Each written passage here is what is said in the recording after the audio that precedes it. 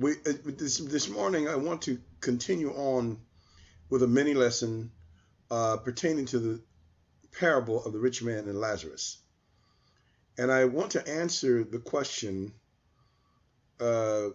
wasn't the rich man and Lazarus, didn't they both die? And didn't they go from death to judgment or afterwards?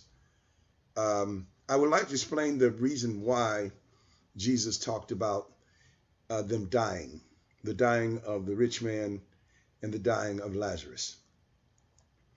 And in this discussion of the death of the rich man and the death of the Lazarus, I'm trying to show that this is a parable and is not a historical event, that it gives a message to the Jews about the change in their situation.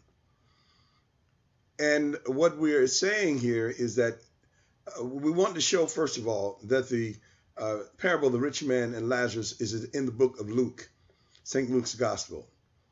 Point number one. And number two, that Luke was a Gentile. Point number two.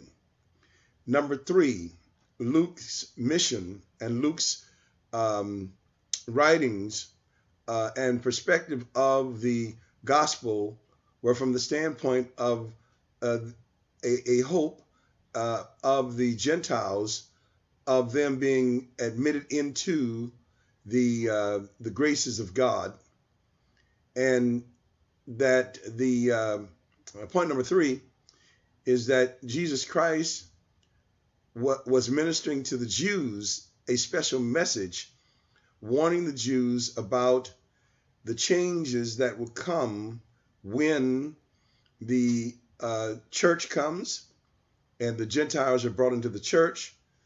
At the point when he gave the parable, the Gentiles were not in at that point. The Gentiles were considered beggars. They were considered poor. Like, for instance, the lady who came to Jesus and said, "Master, can we, I know it's not, we can't, I know I can't have a seat at the table, but at least let me have the crumbs that fall from the table." Jesus said it's not good for him to give the meat of the children to dogs. And so he was really referring to Gentiles. And then when the Grecian people came to Jesus in St. John chapter 12, those men came from a far Grecian country, said, "We went to see Jesus."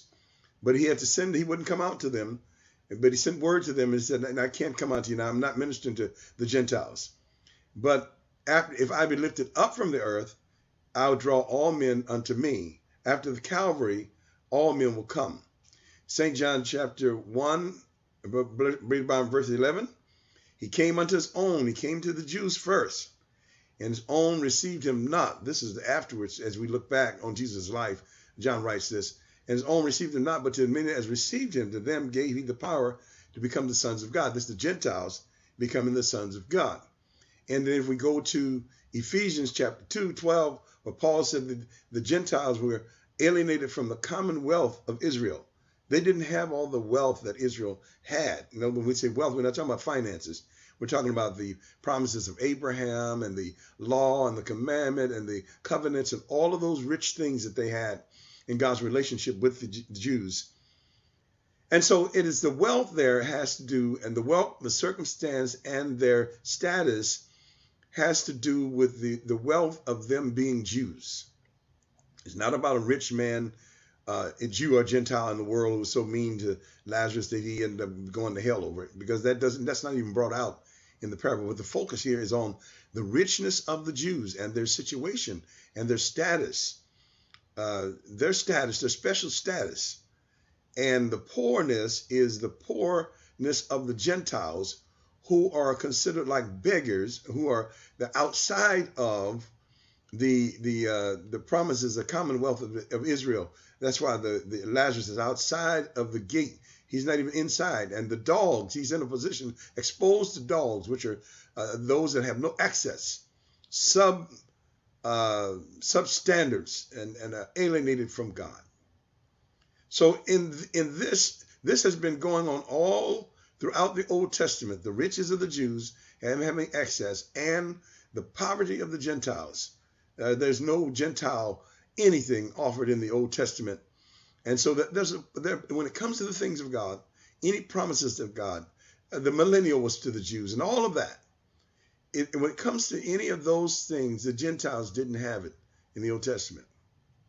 And so Jesus is describing the actual set and conditions of the Jews and the Gentiles, let's say up to the church, up to Pentecost. They were rich and the Gentiles were poor. The Jews were rich. They had Abraham. They had Moses. They were rich. And the Gentiles were poor. So, in the parable of the rich man and Lazarus, Jesus brings this out. And as he brings it out, and let me tell you, if you were in that day, this would have been easy to say. See, the reason why it's hard for you to see today is because of what our theologians have tried to cover this story up, and what they call replacement theology. Those that hate the Jews, they don't want you to see the story. The real essence of the story was about the Jews and their position and their relationship. So now, up to that point, as Jesus describes the rich man being, he fares sumptuously every day and everything like that, and then the poor man's outside the gate, dogs licking his sores. He has no excess. So having no excess, and that was the circumstance of the Gentiles in the world. But there's going to be a great change, a change in the circumstances. What this death in the parable is representing is the change and the point of the switch. All right. So he said, and the rich man died, and he died, and he was buried, or he went to the grave, or he went where all go, or to a dead place. But Lazarus goes directly to the bosom of Abraham. The bosom of Abraham is the symbol of those favorite things I just mentioned about the Jews, what they had. So now we have the Gentiles going and being in the favorite place. They're there. It's almost like a strange thing for Lazarus to be in the bosom of Abraham now, which was where the Jews were with all their riches and everything. So on the death represents the switch, the ending of the circumstance. The end of the circumstance where the Gentiles are out is going to come. Probably via the church. They're no longer going to be out, as it's described by Ephesians chapters 1, 2, and 3, in particular chapter 2, verse number 12, about the Gentiles now having access. And so Luke, this Gentile writer, and Jesus, the messenger to the Jews, is using the book of Luke to begin to tell how that there's going to be a switch where the Gentiles are going to be in and the Jews will be out.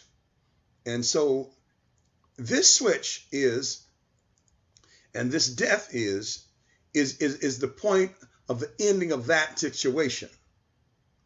And the Lazarus being in the bosom of Abraham is the new situation. It's not about the afterlife. It's really about the switch of the position of favor and access of the Gentiles with the Jews, who are blinded now because they've rejected their opportunity, and now they are blind and they're in somewhat like a dead-like situation. That's why it says, and he lifted up his eyes in hell. Well, the word hell there means death. It means grave. And so this is not talking about Platonic hell. That word wasn't even in just count that word out of there because it wasn't even in the original Bible. The Platonic people put that in there to try to get you to think that this is talking about the hell that Plato talked about and the Catholics talk about. It's not that. The hell here is the death of them, the Jews being in a dead-like situation. They're not responding. They don't have their covenants anymore. They don't have.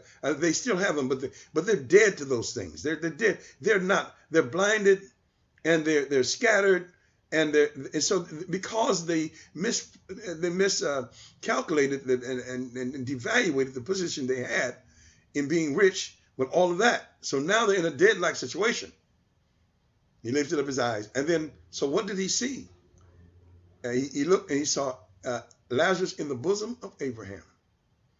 And so what you have is the Jews looking from the outside in and looking across a gulf that separated them from Abraham and Lazarus. Abraham is a type of the favor of God that are in the promises of Abraham and that the Jews had and that the Gentiles will now have access to after Calvary, at the start of the church. And so the death is the symbol of the change that will take place. That will be the point of the epic of the change of the two statuses. And the Jews are now outside and the Gentiles are inside.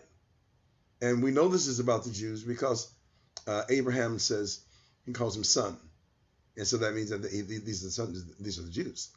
So now, you would have need to look at the other videos to get the entire background. But because of my limit of the 10-minute session, I'm defining for you what the death of the rich man and Lazarus really meant. Sometimes the people who believe in the health theory believe that it meant that they died and went to judgment. But that is all knocked out even by the fact that the Bible doesn't teach that. But anyway, that's what it's for. And God bless you and keep you. And we look forward to sharing with you again in the next lesson on the revelation of hell. God bless you and thank you for your attention today.